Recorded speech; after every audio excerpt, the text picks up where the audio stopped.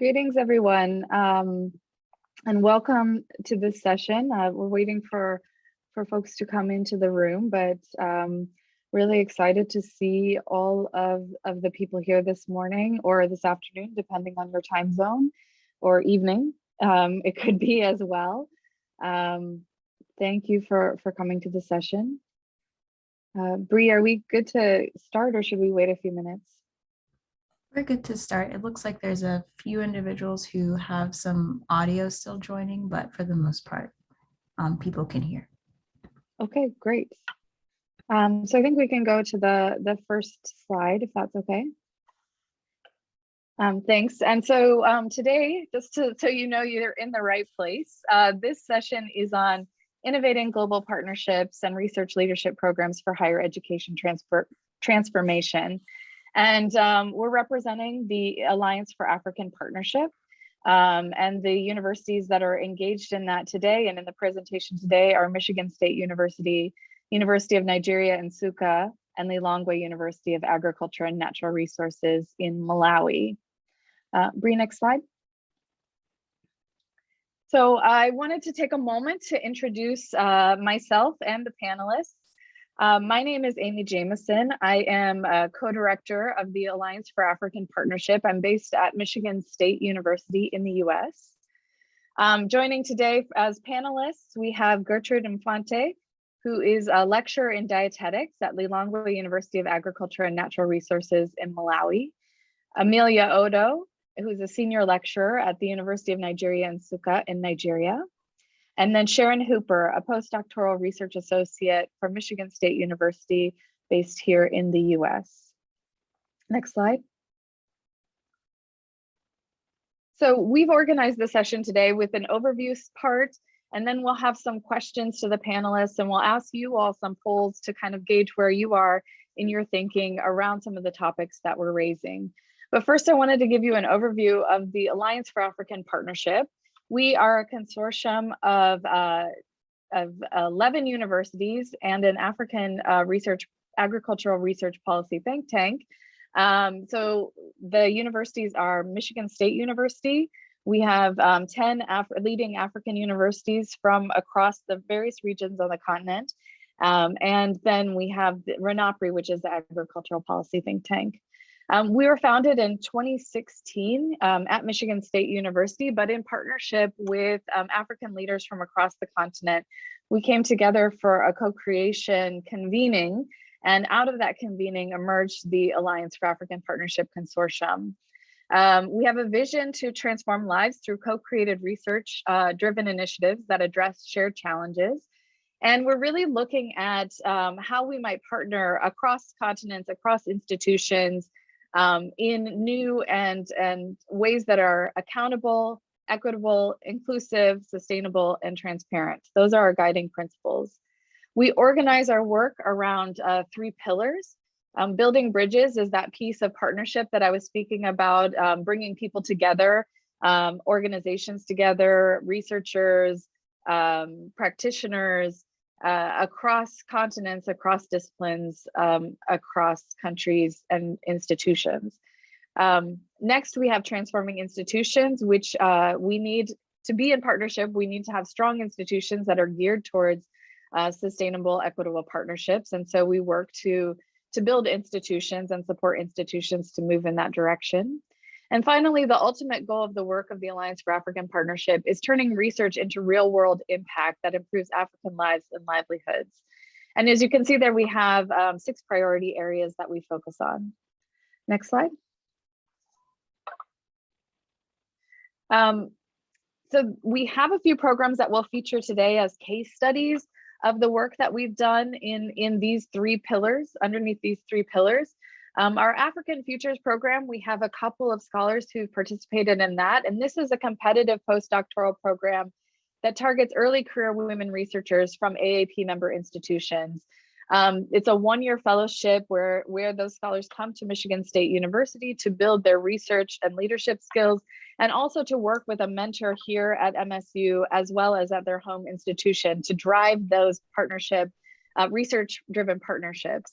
And really the objective of the program is to train a cadre of African researchers who will become scientific leaders in their communities to help solve challenges in Africa and beyond.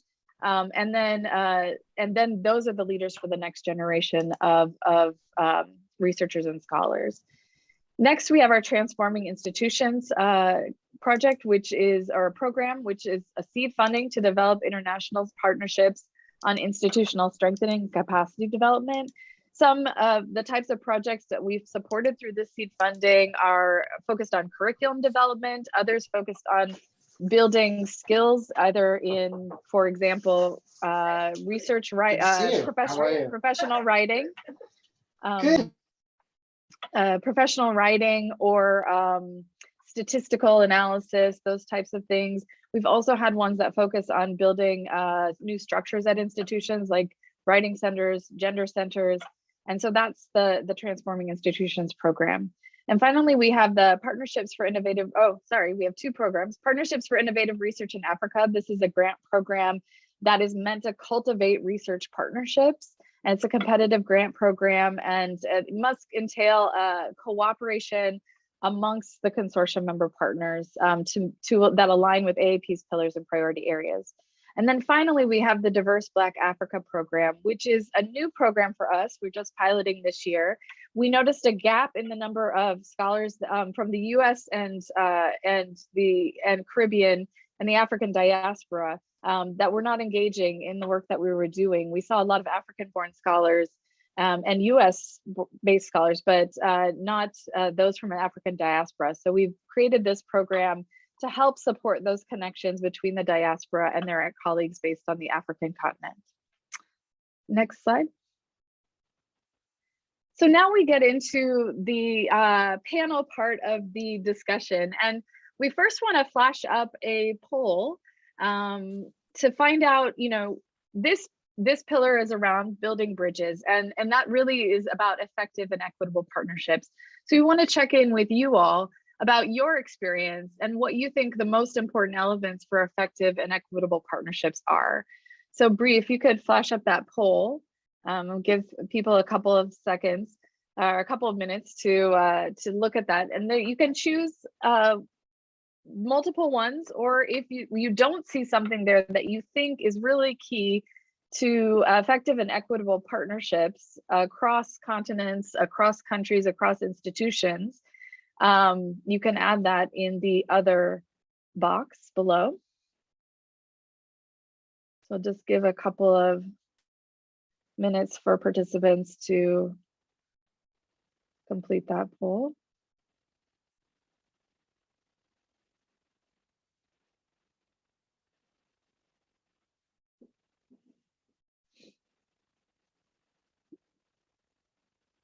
Bree, are we good with that, or should we? Right now, are we getting some responses? 23 out of 51 responses. So maybe give it another 20 seconds. Sure. Sounds good. Thank you. Mm-hmm.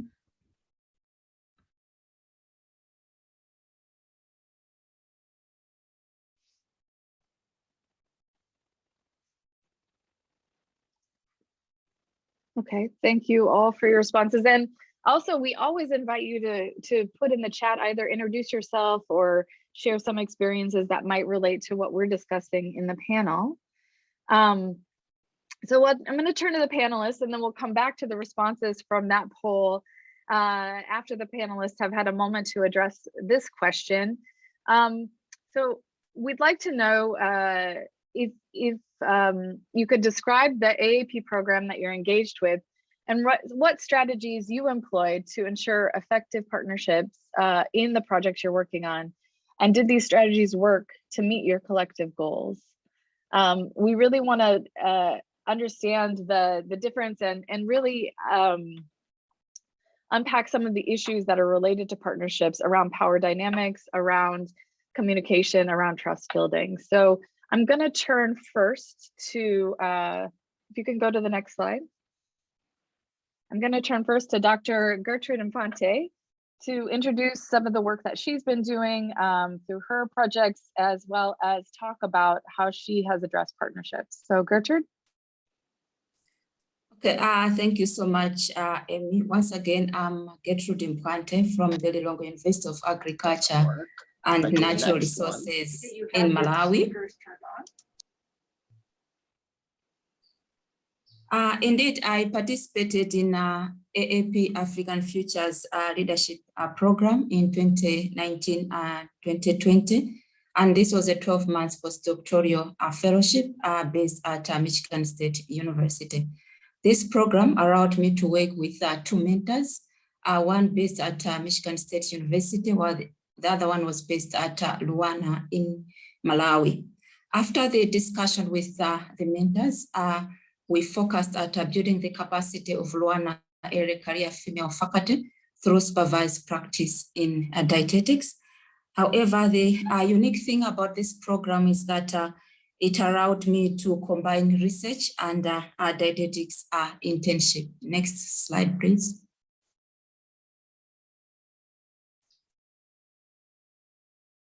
No, the previous one.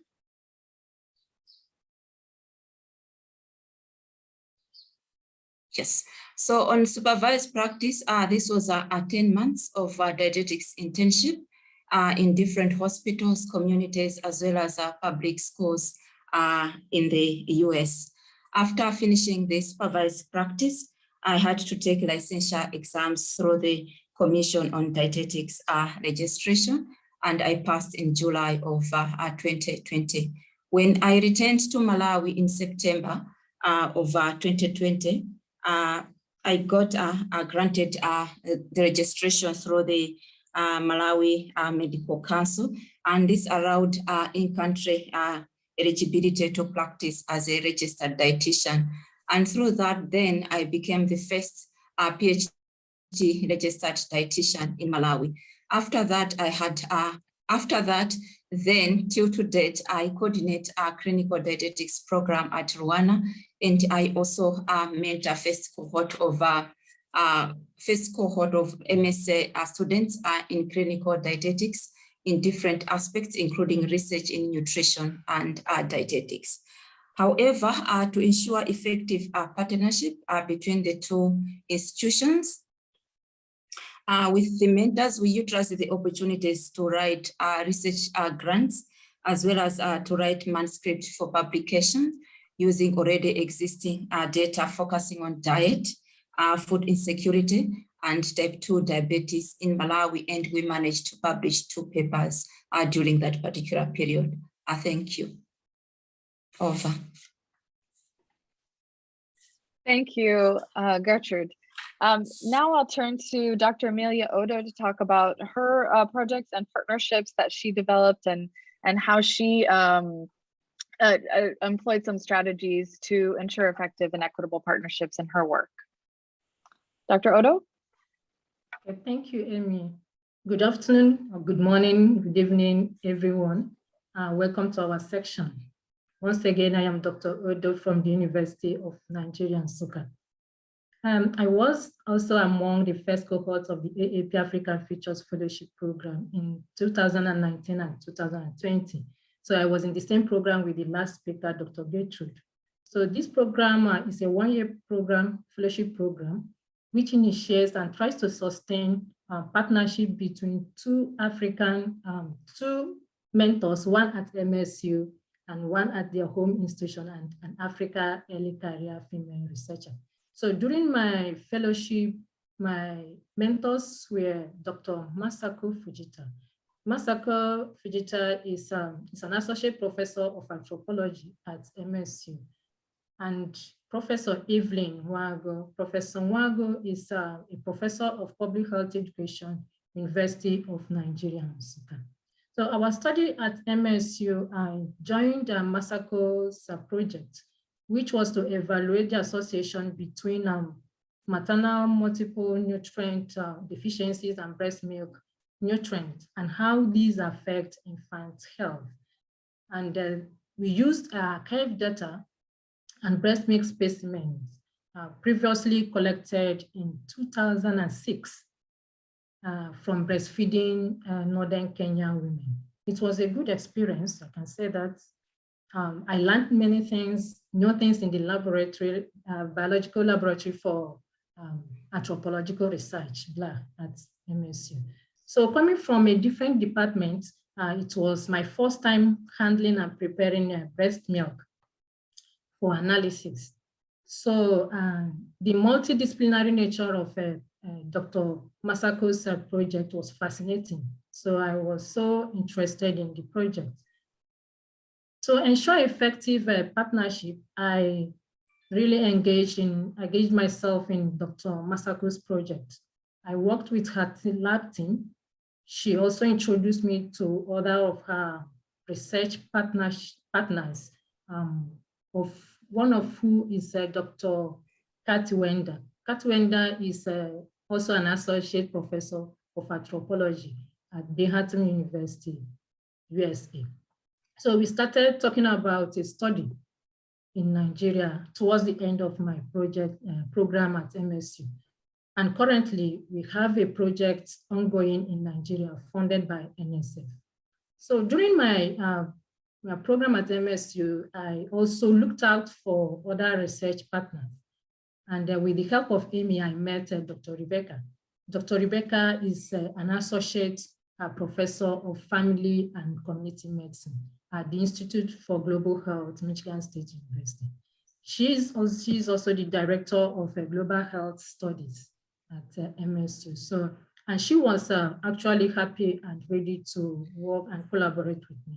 So we started talking about projects, and through her, I joined the online Master's Global Health Studies as an adjunct assistant professor. I can say that the collaboration and partnership with Rebecca also is yielding positive results. Thank you. Amy, I think I should stop here. Thank you. Over to you.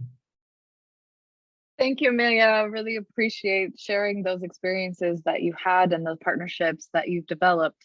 Next, I'll turn to Dr. Sharon Hooper, and the same question to her, if she could talk to a bit about the programs that she's engaged with, and also share some of the strategies that she employed to ensure effective and equitable partnerships in her work. So Dr. Hooper? Thank you very much, Amy. Good morning, good afternoon, everybody. My name is Sharon Hooper, and I'm based here at Michigan State University. First off, I'd like to thank the AAP for funding, the various projects, and also for providing the necessary support, whether it's through workshops needed for these projects to succeed and be fruitful. Currently, we have two ongoing projects. The first one is partnerships for innovative research in Africa, which I will also refer to as our PERA project. And secondly is a diverse Black African program. And I'll talk a bit more about that later on. Now, the PERA project, which is entitled The Novel Composite Flowers for Globally Nutritious Foods, is a global African diaspora grant under AAP's priority area of agri-food systems, health, and nutrition. The project is multidirectional as well as trans-regional, including partners from the University of Pretoria in South Africa, the University of the West Indies, Mona, located in Jamaica, and Michigan State here in the US, as well as the US Department of Agriculture and their agricultural research services. Next slide, please. Our three focus countries, South Africa, Jamaica, and the US, each have unique struggles with malnutrition. And in each case, the urban poor are in need of nutritious food options. Now, all partners have recognized that malnutrition is a global problem and is therefore best addressed by people from different regions.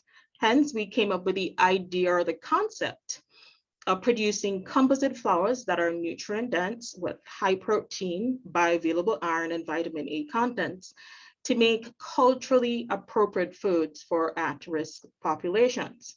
Now, this project is unique in the sense that each partner institution contributes a recognizable, sustainable, plant-based raw material. South Africa will supplement fermented maize, Jamaica cassava, and orange flesh sweet potatoes that are high in vitamin, while the US will provide dry beans high in protein and bioavailable iron. In terms of effective partnerships, Amy, and meeting our collective goals, the following words or phrases come to mind. Mutual respect and visibility, clear communication, commitment, and transparency. I believe our partners and team members have embodied these attributes in all of our interactions. This was very evident from the get-go as it relates to the conceptualization and proposal writing stages of the project. Efforts were made to ensure that each partner contributed according to their expertise, and their input or ideas were recognized and valued. Additionally, budgets, which can be a very tricky topic, were discussed amongst partners, and an equitable distribution of funds was agreed upon. As you know, with any partnership or relationship, challenges will arise, and we experienced that. One such challenge or group faced was the issue of intellectual property rights. Who owns what? Should it be the funding agency? Now, the AAP's previous projects did not encounter this problem, and so no provision was in place for this. However, I think through open communication between the partner institutions, the matter was rectified through research agreements, where individual creations were owned by that institution and products co-created are owned by the collective group. Thank you, Amy. Thank you, Dr. Hooper. I really appreciate that and sharing some of those lessons from your work. Now I'd like to come back to, now that we've heard from all the panelists, I'd like to come back to the poll results from those who submitted in the initial to see, what are some of the major concerns or considerations for partnership. I see there's a high choice on communication. It seems to be the most, and I think that is reflected as well in the experiences of our panelists. Trust building is a key component according to the participants here, and I think is also reflected in the presentations. Transparency, resource distribution, accountability, and then do we have those others? Bree, can we see what the other ones were? Respect and cultural competence, great, and monitoring and evaluation. Those are interesting ones. I think it's great to take note of those. They're not ones that we had fleshed out here, but I think important to understand. And monitoring and evaluation is key and can tell you a lot about how a partnership is moving forward. I think one of the things for AAP is that we've been working to develop process indicators as well to understand not only the outputs and outcomes of the projects, but how the process is developing with partnerships. So exciting to have that raised here. So next we'll move on to, thank you all for your participation there. And next we have another poll coming up and another area that we'll be discussing with the panelists. We have transforming institutions. And by transforming institutions, we're meaning or defining this as guiding institutions towards sustainable partnerships, enhanced resources, and increased capacity. We know that effective and appropriately resourced institutions are essential to making progress in addressing global challenges. And so we have a quick poll for you all, just to see what kinds of work you're doing in this space. How are some of the ways that your work has transformed your own institution or other institutions? What have you been doing in your own work to make an impact, not just on individuals, but on institutional structures? So I'll give a couple minutes for that, or a minute or two.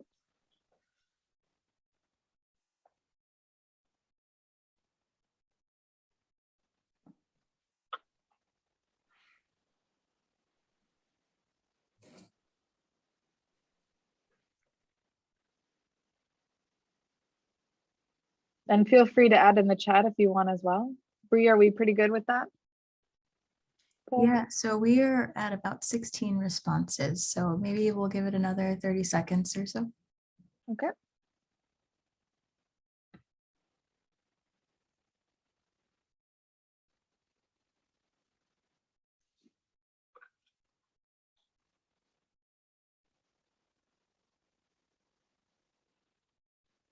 And certainly you're welcome to choose multiple choice here or add other ways that you are impacting institutions in your own work. But I think it helps us think through what are the different approaches that we could take to institutional capacity strengthening collectively, us all. Okay, thanks, Bree. Thank you all who participated, and we'll get back to those responses after the panelists. But now I'll turn back to the panelists and ask them to give us some examples of how they have gone about translating their individual professional development and leadership skills to making broader impacts on institutions. So we've heard how they're participating in different projects, but how are you translating that into sustainable institutional interventions? I'm gonna turn to Dr. Odo first. So if you could address that question, thank you.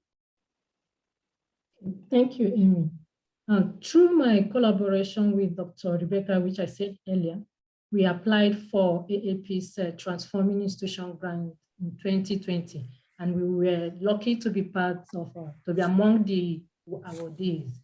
So our project was to conduct a grant writing workshop for early career researchers at the University of Nigeria, Nsukka, with MSU faculty visiting UNN. So our objectives were to implement a grant writing workshop, provide seed funding for well-written proposals, a few of them, and also identify areas of research partnership and innovation between the two universities, University of Nigeria and MSU. Next slide, please. Next slide. Okay, so the workshop was conducted, though hybrid, because the MSU faculty couldn't visit UNN because of the COVID-19 travel restrictions.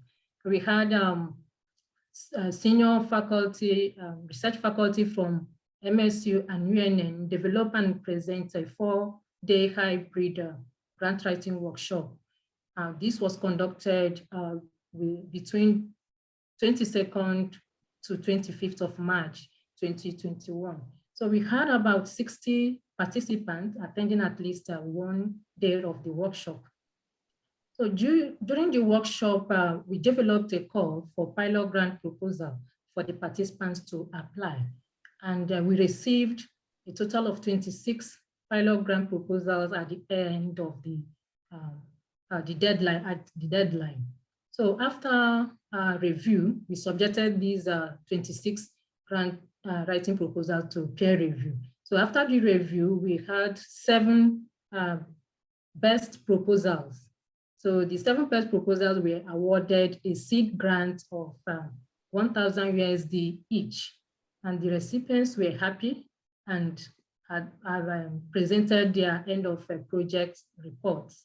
So we can say that our project was successful.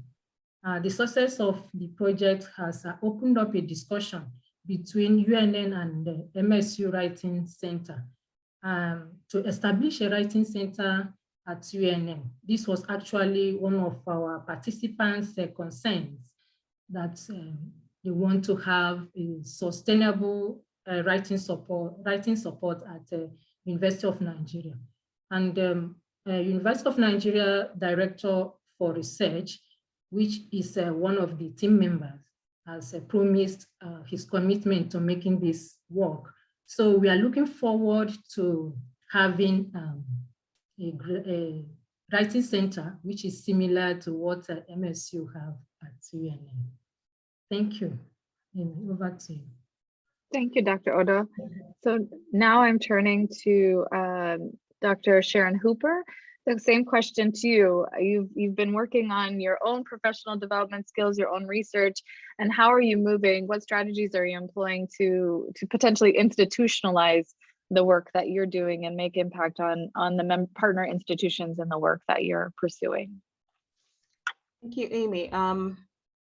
Having gone through the grant writing process and being awarded a competitive grant propelled myself and partners to apply for the DBA program. The DBA project, Sensory Evaluation Techniques, A Journey Through the Global Diaspora, is essentially an extension of the PIRA project, Novel Composite Flours for Globally Nutritious Foods. We recognize during our interactions, we recognize that our partner institution, UWI, did not possess the capacity to fully execute the consumer testing and center evaluation component of the project. Consequently, the facilities in the chemistry department's food unit needed to be strengthened or bolstered.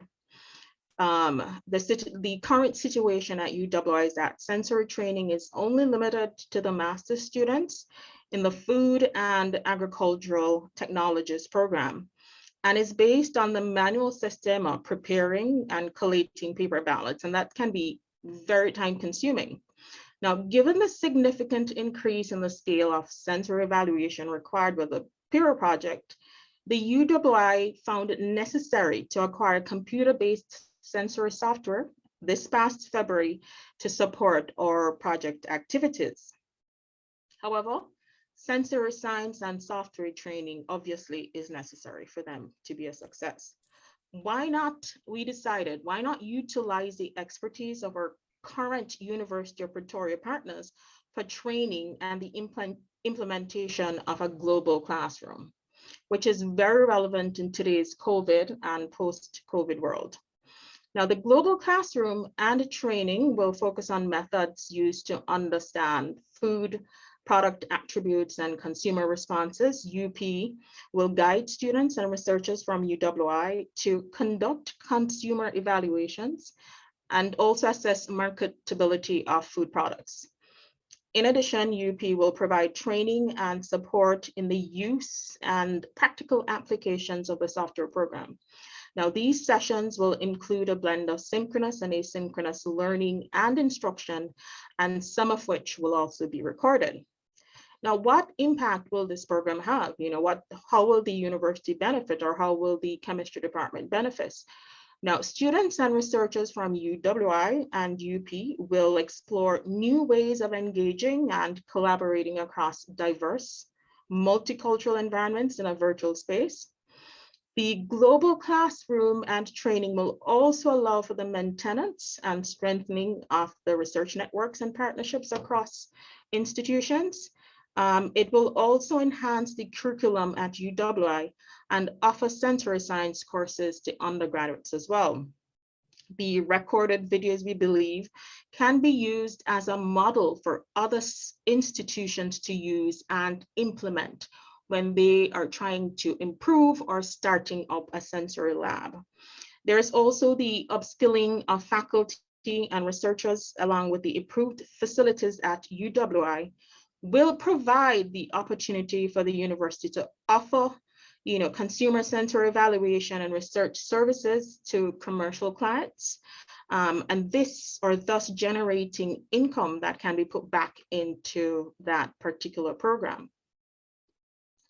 In terms of, that the task of, transforming an institution seems very daunting and may keep many researchers from even trying, but institution transformation, I believe, and change can start with just one person or a group of individuals, as is seen in our case study.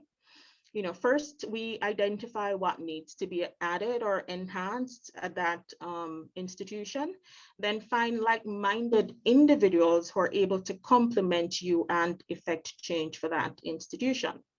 Now, the AAP has a wonderful online platform called The Bridge that allows users to connect, network, and collaborate from anywhere in the world. And anyone can sign up to use this platform. Just to know, this is not a paid AAP announcement. So this is just me telling you that there's this resource that you can also use. So thank you. Thank you, Dr. Hooper. Appreciate that. And I think in a minute, I'll just put the link to that there. And hopefully it's a resource that other people can use. So I'll turn now to Dr. Gertrude Infante, who can talk about how she has the work that she did through the African Futures Program was translated into some institutional impact for her university and for Michigan State. So Gertrude, I turn it to you. All right, thank you. In November of 2021, we got a grant through AAP on transforming an institution, which we aim at developing an undergraduate dietetics curriculum in Malawi. And we're doing this in collaboration with MSU faculties based at the Department of Food Science and Human Nutrition. Briefly about dietetics program based at Rwanda. We started the dietetics program in 2015, and we are currently offering postgraduate diploma in clinical dietetics. Since then to date, we have only trained 10 registered dietitians in 2 cohorts who are currently practicing the whole country against the population of 18 million people. However, looking at the demand and the number of dietitians that are currently practicing, and as well as looking at the program sustainability, because the current program is donor funded, we thought of developing a dietetics, undergraduate dietetics curriculum in Malawi so that it can be channeled through the government funding to ensure sustainability. Next slide, please.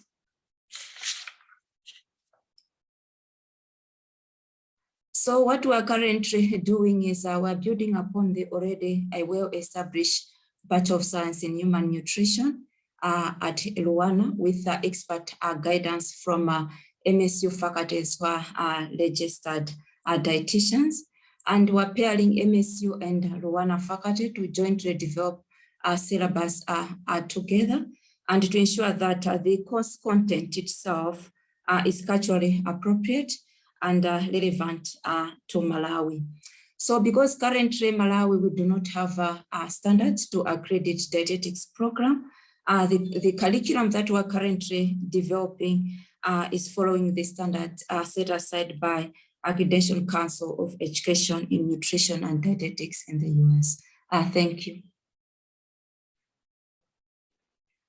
Thank you so much, Dr. Mpate. Thank you so much for sharing those experiences from your program. So now I'll turn back to the poll responses.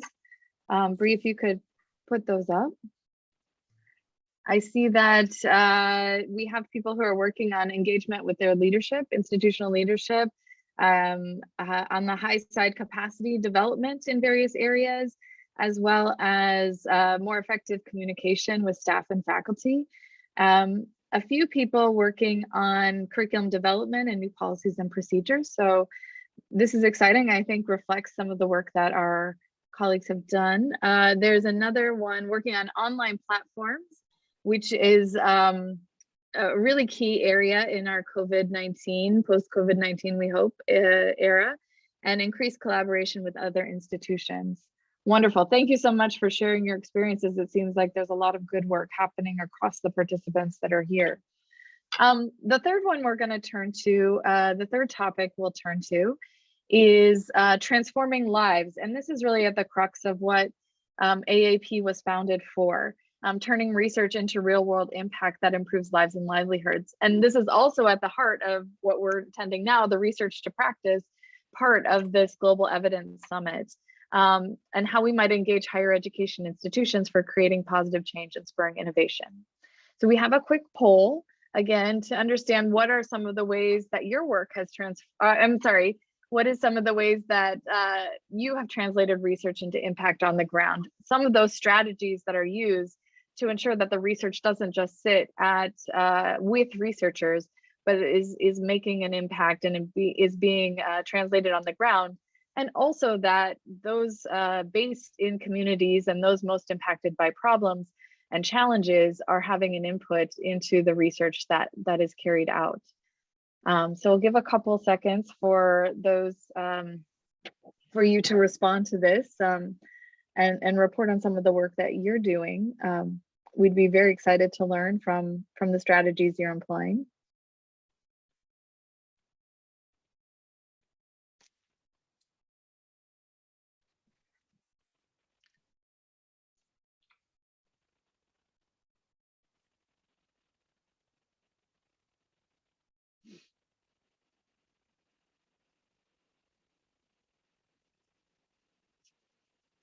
Bree, how's it looking? We are at about 32% participation, so we've got 18 responses. Okay, I can give it 30 seconds more. And I also invite you all, as we're going through the presentations, to put any questions that you might have in the chat, and we'll get to those. We'll have a Q&A after this section, after the panelists address issues around transforming lives. I see one already from Uzma Anzar, who I've noted, and we will address that during the Q&A. But feel free for others to put that.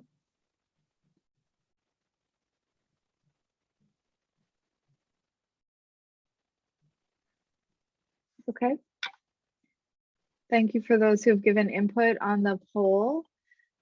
Now I'll turn to the panelists to talk about examples, providing an example or two from your work to illustrate how you've translated research into practice, or how you plan to, if you haven't yet had the opportunity to do so. Are there some effective methods that you have found to ensure research informs on the ground impact and vice versa, that on the ground work informs research? So I'll turn to Dr. Sharon Hooper first for her intervention here. Thank you, Amy. Great question. I like the fact that our PIRA and DBA research projects are multidirectional, that they engage not only students and researchers, but also farmers, local businesses, and communities in 3 different regions of the world. And I find this to be very exciting. For me personally, this research has broadened my scope and has taken me outside of my lab view. It has given me more opportunities to mentor students and share my experiences with them. This past April, one of our undergraduate students here at MSU presented her work on optimizing bean flour for use in the composite flowers at the National Conference on Undergraduate Research, at the National Conference on Undergraduate Research, as well as at the University of Undergraduate Research and Arts Forum here at Michigan State. Additionally, researchers from the University of the West Indies and the University of Pretoria are currently training and mentoring 3 graduate students and 1 postdoctoral fellow. The graduate student from the University of Pretoria will be visiting MSU shortly, and will be learning new techniques, lab-based techniques here as well. We believe that these interactions will profoundly impact the trainees in their future, both personally and professionally. Our research will also have real-world application, and this can be seen by addressing the nutrient deficiencies of at-risk populations in South Africa, Jamaica, and the US. By using ingredients derived from local raw materials, this will provide alternate markets for maize, cassava, sweet potatoes, and dry bean farmers. And this in turn will benefit the lives and livelihoods of local farmers. Additionally, we'll be impacting the diet quality of our target populations by producing nutrient-dense, culturally specific foods as well at an affordable price. In terms of what methods we have used to inform research on the ground, we found it best to build relationships with communities and stakeholders. We are also cognizant that community members we work with are not research subjects, but are also partners. For example, in the process of optimizing our bean flour to be used by itself or as a part of the composite flour here at MSU, we have worked with a local artisan pasta maker in the Detroit area, where we were able to share knowledge that was gained in the lab for them to move from a lab prototype to scale up production of bean pastas as it relates to formulation and what ingredients needed to be used for this process. Their success story involves obtaining a grant from the Michigan Department of Agriculture and Rural Development to produce bean pastas commercially. So this is really exciting, where you see something moving from the lab to a manufacturer and then eventually to the consumer. So we are literally bringing healthy foods to the consumer. Additionally, we believe that we need to involve community members and stakeholders very early on in our research process for mutual benefits. And I believe this is key for sustainability and for transforming lives on the ground. Thank you. Thank you so much, Sharon. Appreciate that. Next slide, please. So now I'll turn to Dr. Gertrude Infante. The same question in terms of how you've approached your translating your research to impact and engaging with on the ground communities. So I'll turn it over to you, Dr. Infante. All right, thank you. So the second part of transforming institution grant that we got in November of 2021 were building instructional skills of newly trained registered dietitians in Malawi who will be preceptors of dietetic interns in different hospitals as well as communities. So in Malawi, as already indicated that there are few dietitians. You see that in the northern part of Malawi, there's only one dietitian practicing in the north, with against the population of 2.3 million people, while in the central region, 4 dietitians with a population of 7.5 million, and in the southern region, 4 dietitians as well, with a population of 7.7 million people.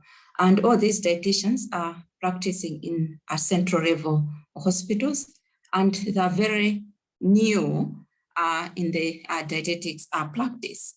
Now, before dietetic interns goes into the hospitals for their supervised practice, these dietitians needs to go through the training. Next slide, please. So what we're currently doing, they have finalized structured online dietetics preceptor training through the Accreditation Council for Education in Nutrition and Dietetics, through the Academy of Nutrition and Dietetics, and I've gone through different topics such as planning student learning, a preceptor as a role model, time management, keeping current, as well as how to assess our students. And we're in the process of evaluating because they have just finished the online training. The second part, it will be 4 webinars. And these webinars, we have developed topics based on the needs assessment. We had to do the needs assessment with these preceptors to find out what are the shortfalls in terms of the dietetics knowledge when they are practicing. So they have, we have developed 4 webinars that they will undergo through this month and in August. So we'll evaluate at the end of the program itself. Thank you, Amy. Thank you, Dr. Infante. Next, I'll turn the same question to Dr. Odo. So how have you translated your work to impact or been informed by communities on the ground? Okay, thank you, Amy. Our grant writing workshop impacted lives. To many, it was a good step to their career development. It improved the participants' grant writing knowledge and skills, and developed more confidence to apply for more competitive grants, which has been a problem to them. Okay, though our budget was small or limited, the awardees conducted a smaller project that will lead to a bigger project. So some of them have started applying for research grants to conduct that bigger project. So we can also say that the findings of their different studies, which come from many disciplines, will, however, improve the awardees' academic achievement, because many of them have submitted manuscripts for publication, as well as contribute to literature by doing this. So, and most of them also in health and health-related disciplines, and their findings could as well improve the health of the society and economic well-being of the society. Because we have people from health sciences, we have people from biological sciences, agricultural sciences. So it was really a pool of different disciplines. And the workshop also has opened a link between our participants and international researchers. So we are trying to link our participants who are looking for international collaboration or international hosts, so in order to maybe carry out a study or maybe apply for fellowship. So, and we think that this will help them also in their career development journey. I know we are going to continue to do this, to provide this support for our participants. Thank you. Thank you, Amelia. So we're running a bit short on time, as how always happens, like I think in many of these sessions. Just wanted to quickly post up the poll and appreciate the three panelists that were here and shared their experiences. I see in the poll we have many people who are working on training of stakeholders and community members. That's quite exciting. And community improvement programs, as well as career growth and trajectory, career growth for faculty, sorry, and some training of students. So it looks like across the board, many of these areas are being addressed. Is there some others we might want to flash up, Bree? In terms of provided training and grants administration, that's a key area for building capacity. And I think there was a reference to that in one of the comments in the chat about financial, administrative, and academic research autonomies and funding and mobilize local resources. So that was from a comment by Noor Sadiq. Thank you for that. So now I want to quickly go to the next slide. I did want to acknowledge the panelists who presented today and the institutions that were represented by University of Nigeria Nsukka, Lilongwe University of Ag and Natural Resources, Michigan State University, University of Pretoria, and University of West Indies, Mona in Jamaica. So thank you and acknowledging all of those. But we just have 7 minutes for question and answer, and I see a couple questions in the chat. The first question is for Gertrude. No, I'm sorry, it's for Amelia. Can you provide more information on the Writing Center and how that facilitates students and faculty members' work? So I'll turn that to you, Amelia. Okay, thank you so much. Thank you for the question. As I said, we are still discussing this. So, but we believe that when we have a Writing Center at University of Nigeria Nsukka, both students and faculty members will benefit. For example, it will guide the students, especially the postgraduate students, while writing their thesis. It will also provide resources, material and human resources. And also it helps students to manage their time while doing their postgraduate thesis or dissertation. And these are the things I experienced at MSU. And I would like that to happen in my own university. Thank you. Thank you so much, Amelia. And I think if Uzma Ansar, if you have any follow-up questions, feel free to chime in. And then as well, we have another question from Tony Malanzi. And he'd like to hear more from Gertrude and Amelia about challenges that you faced along the way, wondering if there were institutional policy pitfalls that stood in the way of effective collaboration between MSU and your respective institutions. So I think I will open that up to, I'll call on Gertrude first to see if you can shed some light on what Tony's asking.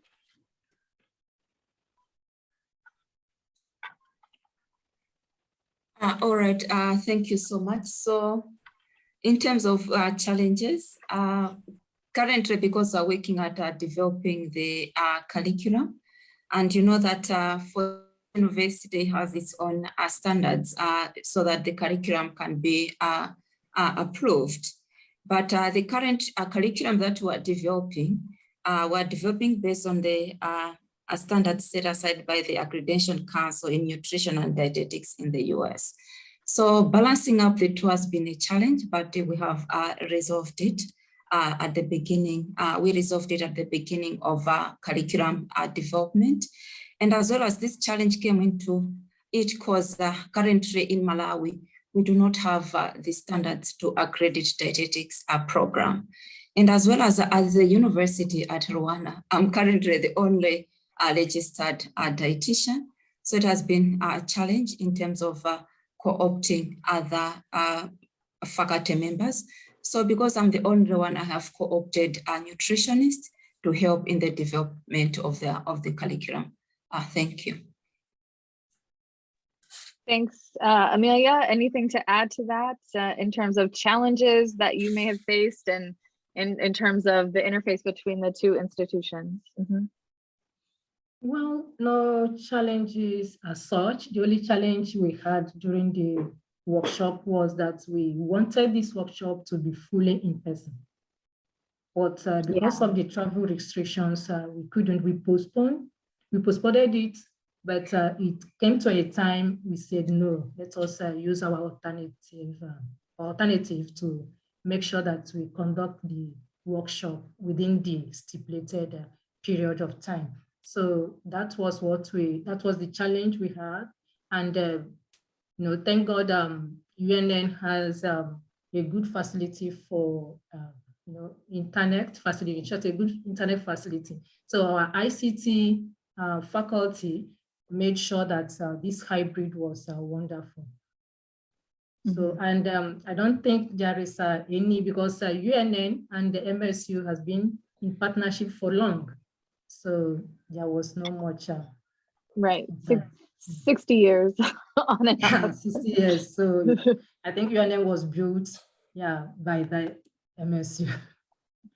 Well, I think that's an example of you know, the issue of trust building that was highlighted by all the panelists as well as the poll respondents.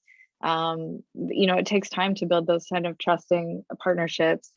There's another question in the chat. Could you say, by Sophia Anong, could you say something about IRB challenges and opportunities for any capacity building through AAP? Well, I'll turn it to the panelists on any challenges they've faced. Sharon, do you have any challenges you've faced around IRB? Okay, so we do need IRB in terms of conducting sensory evaluations, but since our food or the food products that we'll be producing are what we consider GRAS products are generally regarded as safe. So we have sort of a non-exempt IRB. However, the problem or the challenge comes because we are transporting raw materials from different regions, and the formulation is being conducted in the US and then shipped back to these other institutions. And so the challenge is basically having to do with the material transfer agreement needs to be in place before an IRB can be issued. And that, you know, falls into the legal arena of trying to figure out, okay, who owns what. You know, as I mentioned early on, we had intellectual property challenges. So all of those issues coalesced. And so that sort of slowed down us being able to obtain IRB approval for our study. So those are some of the challenges we faced. Thanks. We're just at our time. We have 1 minute left, but I wanted to see if Amelia or Gertrude had anything to add to any of the question around IRB.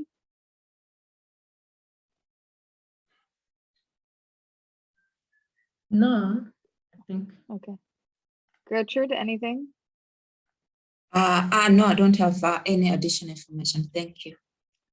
Thanks. I think in, the capacity strengthening question that was asked of, opportunities through AAP, we don't per se have any capacity building programs on this, although we do recognize and we have supported projects in the past.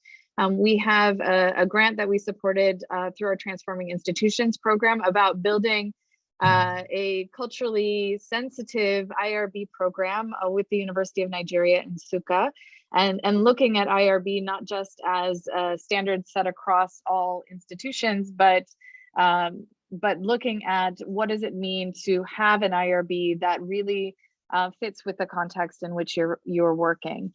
And so we hope to post outcomes of that project on the AAP Bridge and on our AAP website and social media. You can feel free to follow us on Facebook, Twitter, and LinkedIn. And feel free to contact us with questions like this, or if you have thoughts about areas that need addressing, we would be happy to hear from you. So thank you so much. We are 1 minute over time. So Bree, is that the end?